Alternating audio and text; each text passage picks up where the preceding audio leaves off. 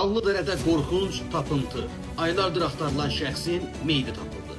Tarixlər 12 may 2026-cı ili göstərir. Dəyərli izləyicilər, xəbərin daha çox insana çatması üçün videonu bəyənib paylaşmağı, pəncərənin sağında gördüyünüz müsbət düyməsinə toxunmağı unutmayın. Səlyanda bir neçə ay əvvəl itkin düşən şəxsin meyidi tapıldı. Müsavatın əldə etdiyi məlumata görə hadisə Qanlıdərə kimi tanınan Qaraçala ilə Şirvan şəhərinin sərhədində yerləşən ərazidə baş verir. Bildirilir ki, Səlyanın Qarabağlı kənd sakini 1976-cı il təvəllüdlü Rahim Mirsalovoğlu Mustafayev təxminən 4 ay əvvəl ov tüfəngi ilə evdən çıxaraq naməlum istiqamətə gedib və bir daha geri qayıtmayıb. O, ailə üzvlərinə səs yazısı göndərərək güya Rusiyaya işləməyə getdiyini bildirir. Uzun müddət ondan heç bir xəbər ala bilməyən yaxınları hüquq mühafizə orqanlarına müraciət edərək onun itkin düşdüyünü bildirirlər. Polis əməkdaşlarının keçirdiyi axtarış tədbirləri nəticəsində Rahim Mustafayevin meyidi bugün Qanlıdərə adlanan ərazidə tapılıb. İlkin ehtimallara görə o taksi ilə həmin əraziyə gəlib. Daha sonra dərin yarğana enərək özünü ov tüfəngi ilə